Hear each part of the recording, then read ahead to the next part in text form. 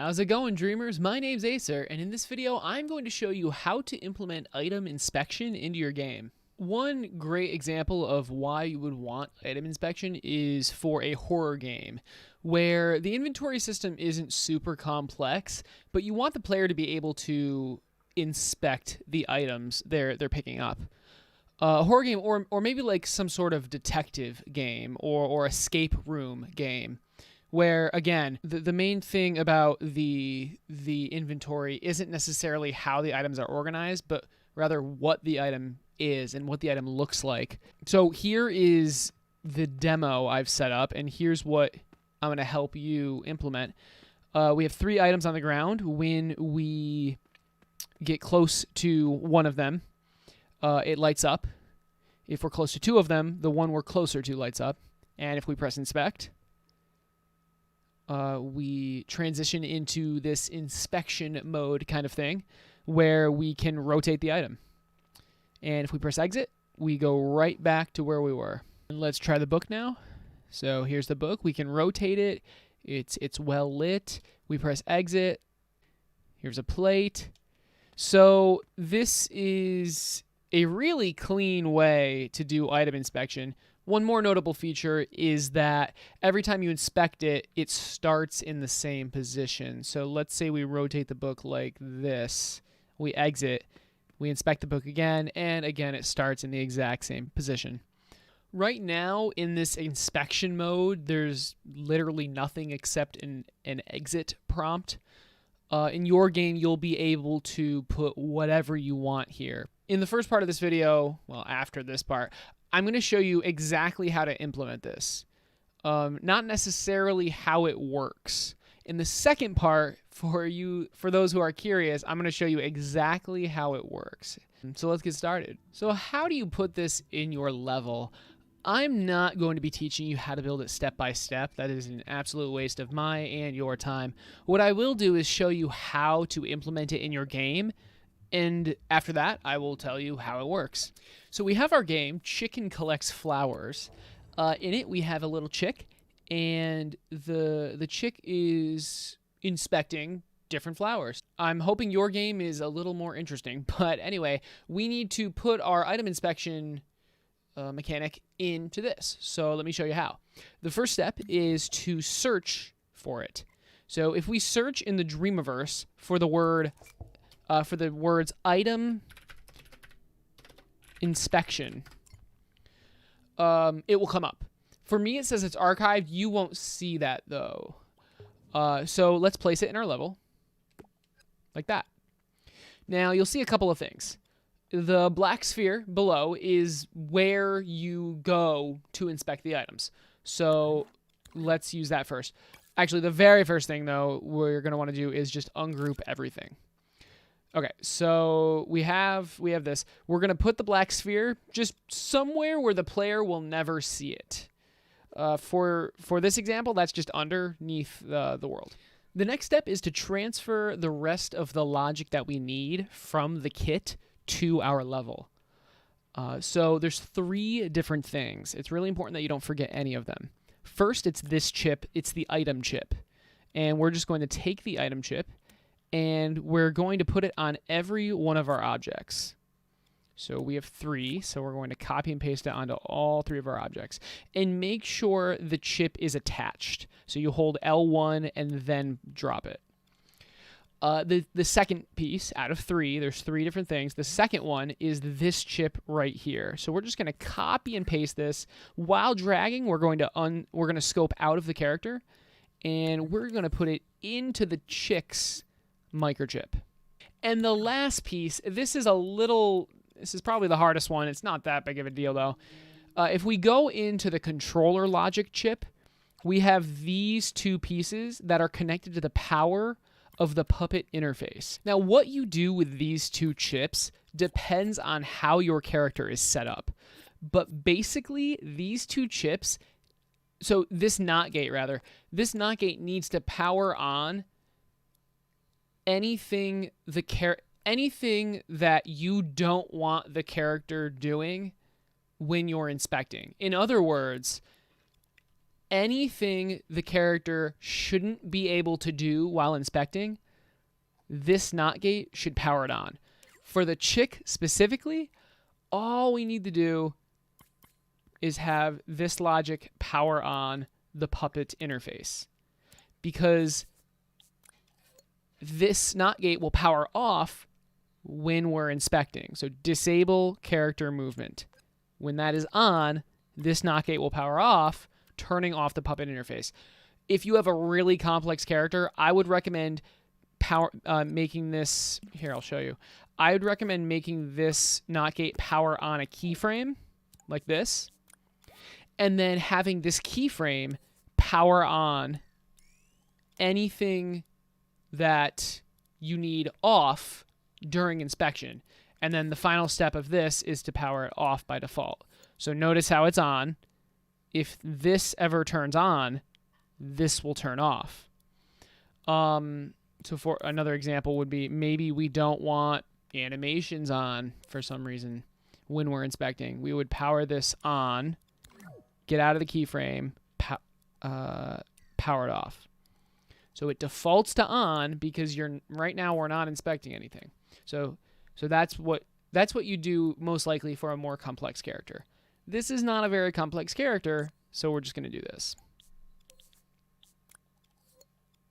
So that's everything we need from the kit. We can now just delete the kit.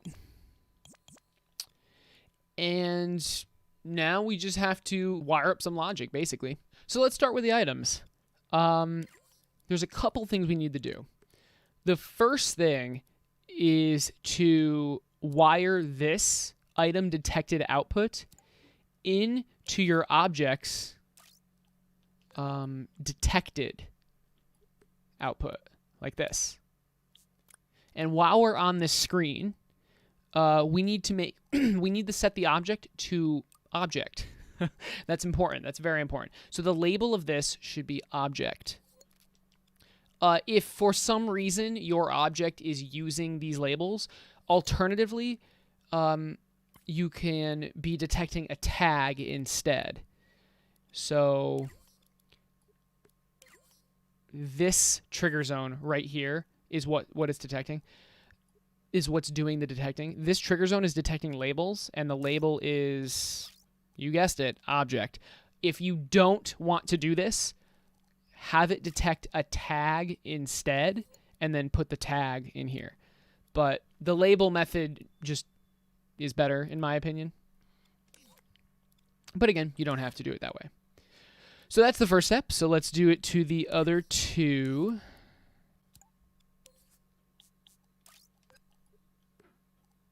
All right, now what? We're still not done with the items. We've got a little more to do. If we go in the default chip, so this chip will be on if the item is on the ground. We have a keyframe. Now this keyframe sets the ground position. The item, when the item is being inspected, it teleports away. This keyframe puts it back. So literally all we do is scope into the keyframe and tap R2. Now, this is the location I want it. If, let's say you need to move it, let's say you want to move it somewhere else.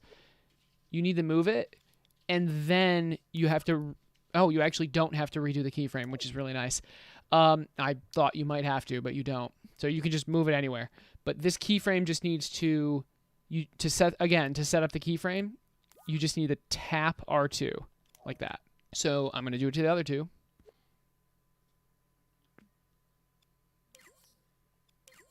All right, the next thing for the items is to set the animation graphic, whatever, of when it's being hovered. So I make it highlight. You can do whatever you want, but whatever you want to do needs to go in this chip. So the item hovered chip. Let's go into it. This keyframe, all it does, well, it does nothing right now, but what we're going to set it to do is make the item glow. So we can't make the group glow, but if we scope in and double tap X, I haven't done this yet, so I guess we got to scope in again. Yeah, there we go. Let's just make it glow. There we go. Perfect. You can do tons of other stuff. Maybe have some sort of highlight circle under it maybe have some sort of prompt above it that says inspect. You can do whatever you want. Glowing is pretty easy, so that's what I'm going to do. And now we do it to the other two.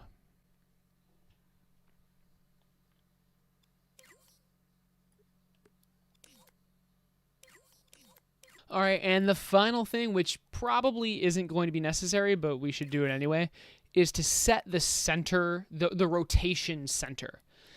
And that rotation center is represented by the teleport gizmo. So how this works, again, it teleports to the inspection area. And where this gizmo is where the center is. So it should be centered, and this one appears to be, but just to make sure, by moving the teleport gizmo, it recenters. So this one appears to be centered.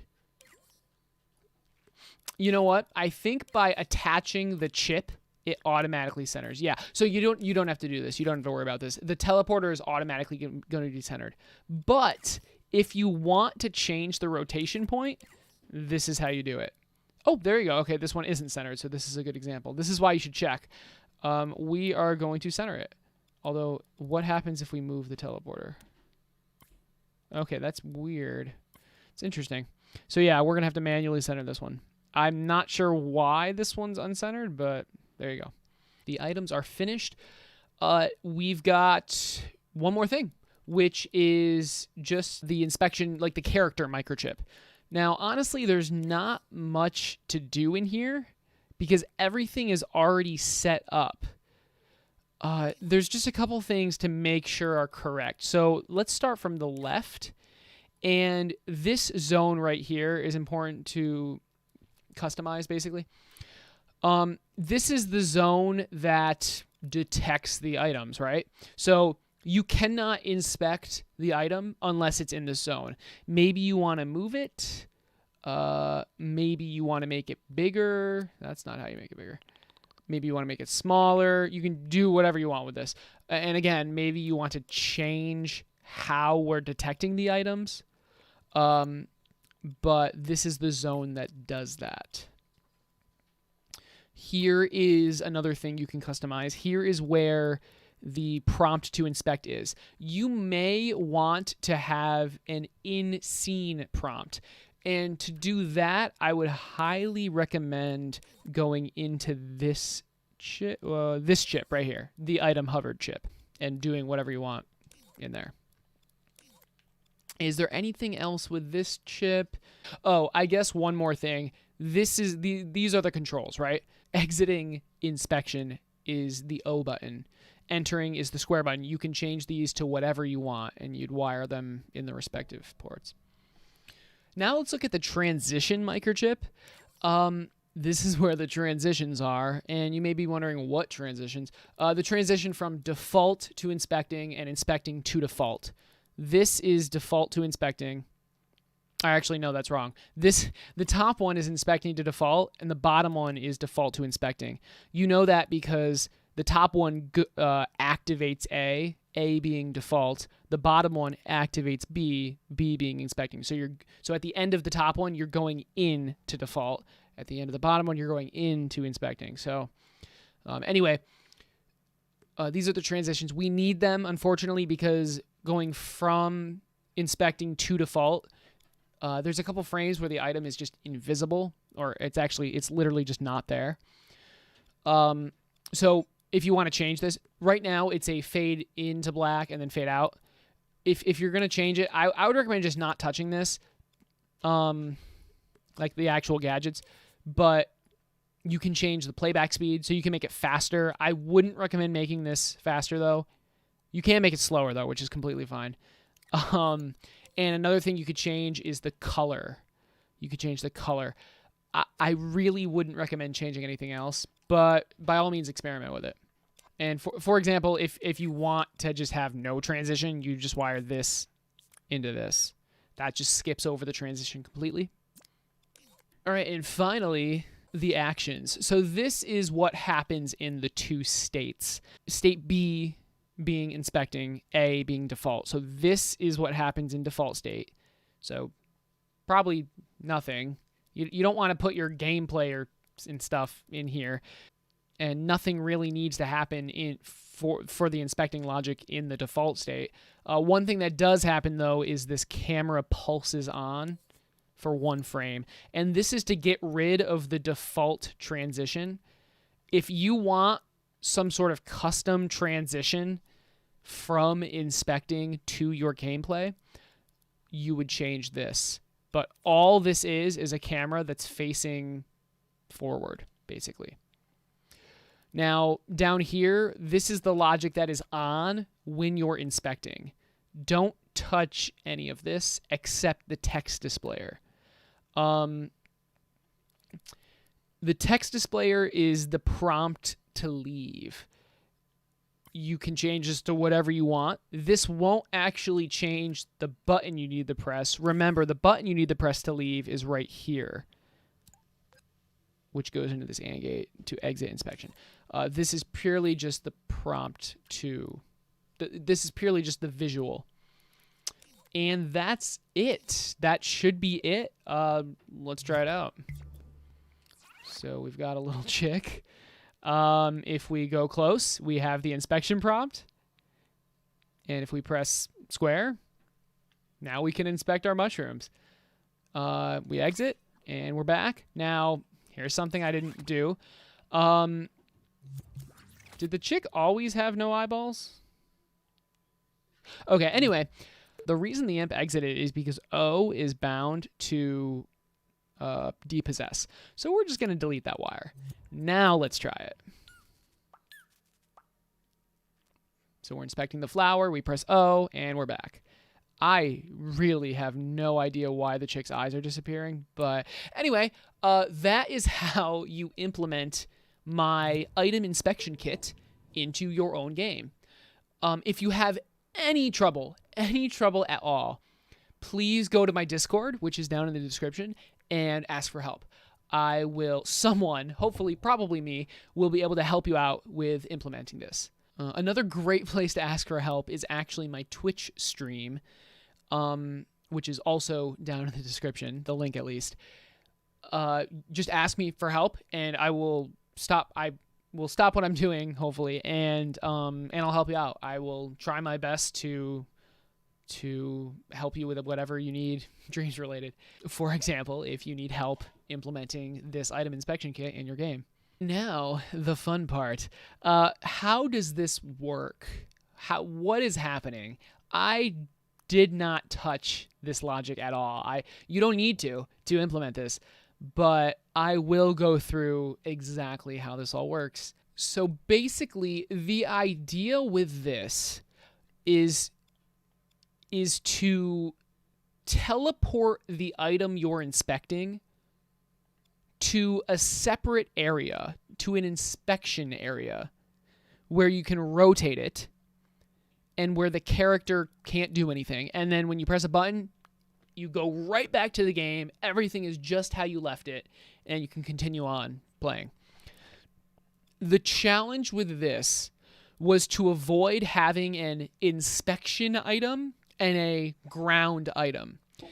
This item on the ground is literally the exact item you're seeing in the inspection area. It is teleporting. So if we go over to it and go into edit mode, you'll see the item right here, and the item will not be up here. And if we play and press O, it goes right back with a key because of the keyframe. I really prefer this method because you don't have to make 2 items for every item. Does that make sense? Like another way you could possibly do this is to create a second item for every single item you can inspect, and then when you inspect an item, you tell the item inspector which item you're inspecting and then turn that one on. That's perfectly valid, but you have to have 2 of everything, and that's really annoying to maintain. So this way is just, it's plug and play. You have your item, you can inspect it. What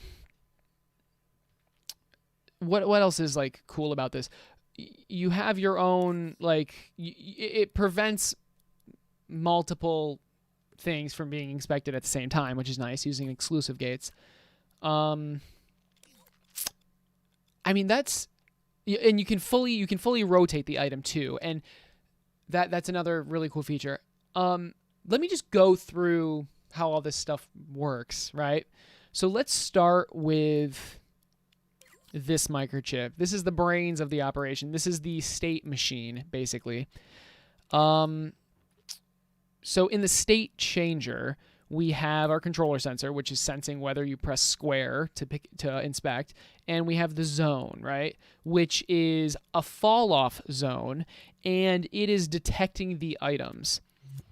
Now, if we get right in between here, which item is selected is dependent on how close we are. So if we go out and check out this zone, we're closer to this one, so it turns on. Why is that? If we go into both of these chips,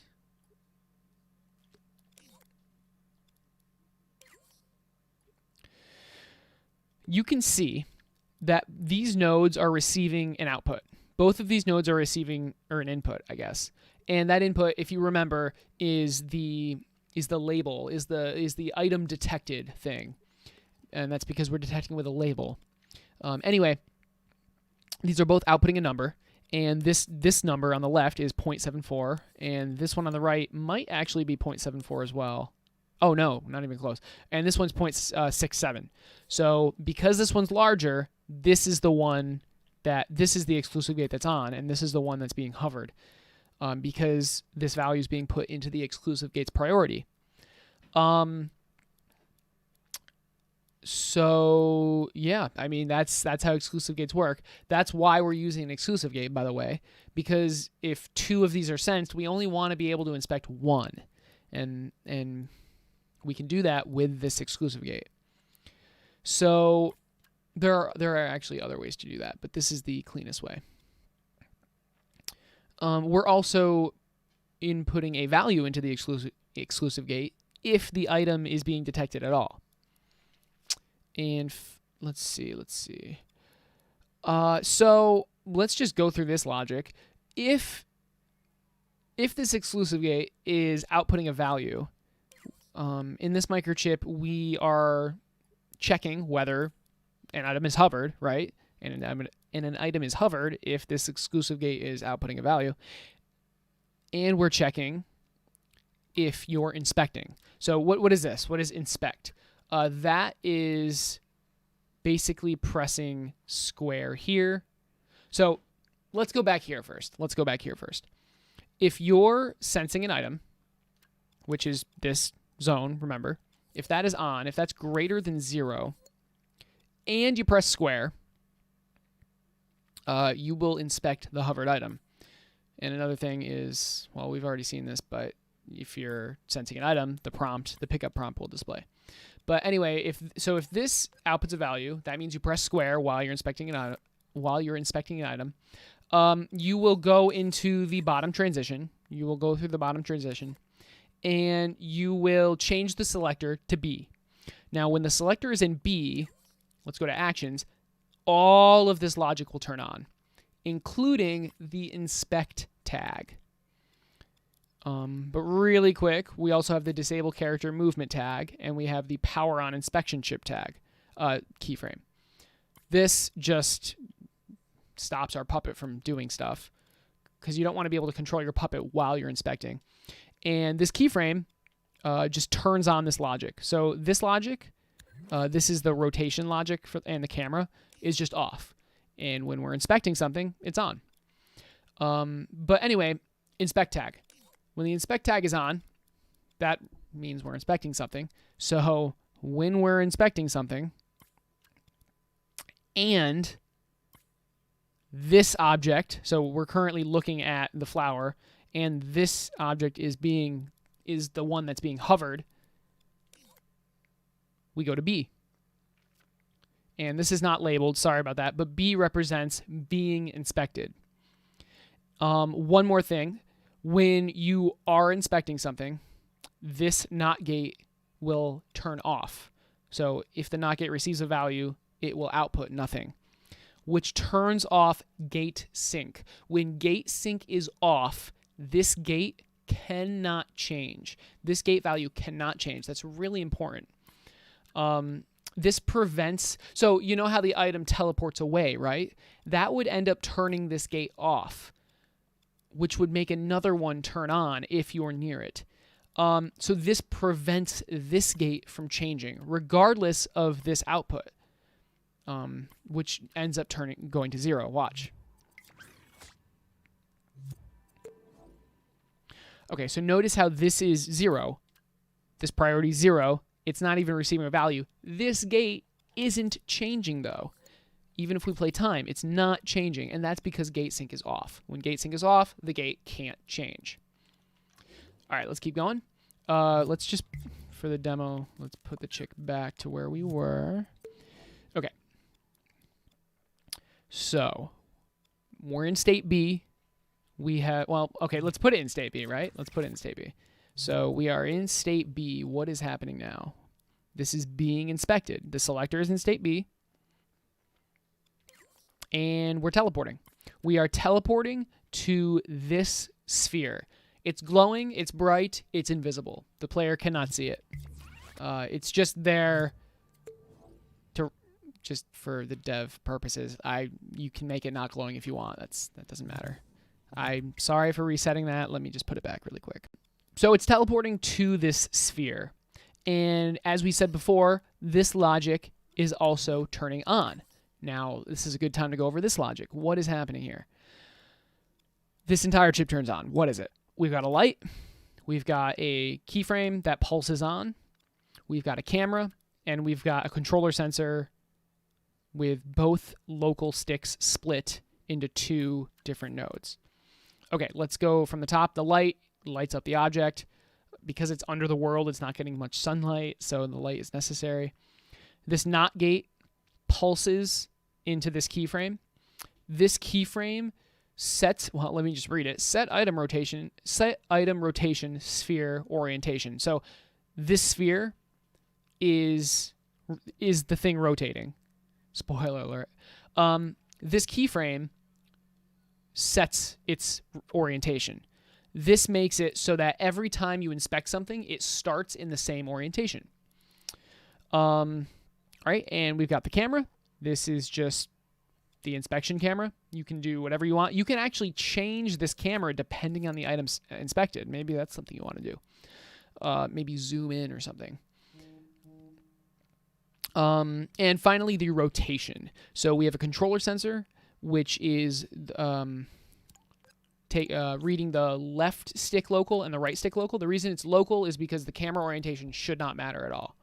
We're splitting it, and we're putting both X's into this rotator, the X, and both Y's into the Y's. And this rotator is not in this chip, because if it was, the entire black sphere, the entire thing would rotate. But anyway, the affected object is this sphere. This is the sphere that rotates.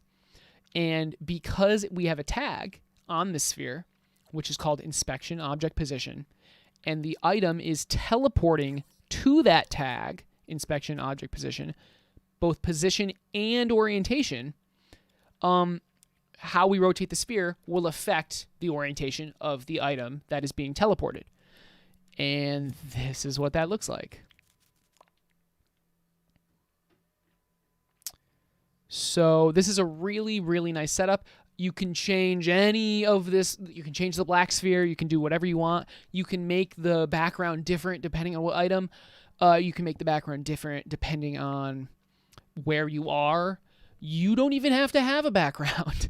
But I would personally recommend that. That would take a good amount of logic. You could do it though, to maybe you want the inspection to just be where you are. I don't know. You can do whatever. The eyeless chick is really creeping me out. Is there a way to turn on the eyes? Okay, whatever. So what else? That's everything here, I believe. We got the rotate. Yeah. The default logic, we've already gone through this. Again, this keyframe, so we're teleporting it, right? We need a way to get back. We need a way to put this object back. And it's just a keyframe. Keep changes, of course, and we're pulsing it on. So state A in the item is just default, not being inspected. And when we're in state A, when we get into state A, we pulse this keyframe on. So it's a keep position, or it's a keep changes keyframe, and it's literally just keyframing it where it was, right? So that's pretty important, and I'm pretty sure, yeah, that's everything to do with the item. Are we done? I'm pretty sure that's it. Oh, here's just one last thing. So this timer, this prevents you from inspecting while you're already inspecting. So we have A, right? You have to be in A for 0.3 seconds. That's what this logic does. A is default, remember. So like, if we didn't have this, you'd be able to inspect while you were already inspecting, and we don't want that. And this timer makes it so that there's a delay before you can inspect. So if we put this to 1, for example, there's a 1 second delay before we can inspect again. See? And if we put it back to, let's put it to 0.1, now it will be much quicker. See? How does this work? Well, if we put the signal A, which is being in the default state, into the power and the reset of a timer, this makes it so that A has to be on for this amount of time. When the signal is lost, the timer will power off, but it won't reset. So the timer will actually power off full. Let me show you.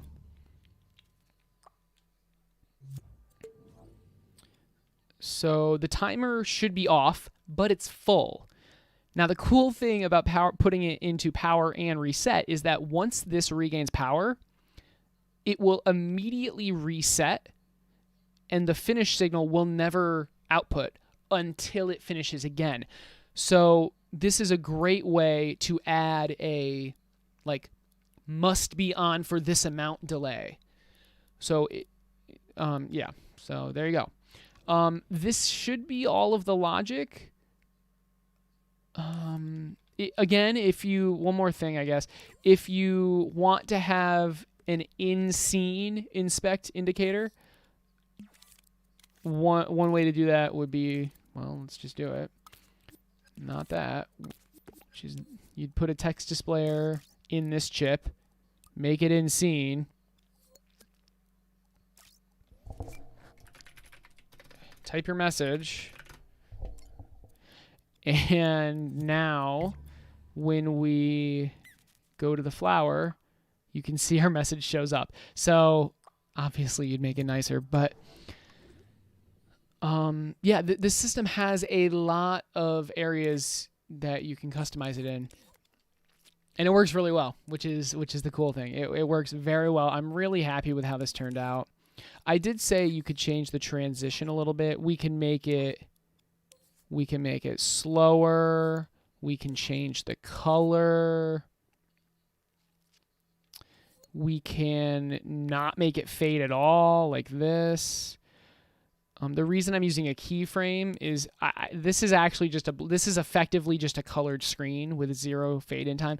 It was really annoying messing with the settings in this, so I literally just use this wiper as a colored screen. So now, for example, when we inspect, it's just going to be a red screen that it's pretty instant. Or okay, when we exit. So notice how long that lasted. Notice how quick that transition was. Again, that's because I got rid of the fade. What if we make the fade out really long? So actually, we're going to start fading out before we leave the inspection. This NOT gate is the thing that triggers the changing of the state. So let's try this now. So notice how we started fading out before we actually left. you don't want to do that. This is just an example of how, this is just showing you how it works. I would recommend like doing like this and leaving it at 100%. But again, you can do whatever you want. Oh, and you can also change the, I mean, you can change the wipe if you want, and you can add a transition. So this is the circle. Let's do linear just for a better example. So I didn't want to do that, but you definitely can if you want to. And in fact, you don't want this keyframe if you're going to do that. So let's try it again. See, that's pretty cool. That works really well. So guys, I hope this helped. Let me know if you like this format of me implementing a remixable template I've made, and then at the second half, me explaining it. I know the explaining part isn't super structured, but hopefully you learned something if you did listen to my entire ramble. But anyway, guys, I really, really hope you got something from this. I hope you are able to implement this into your game if you wanted to. Or at the very least, I hope you learned something.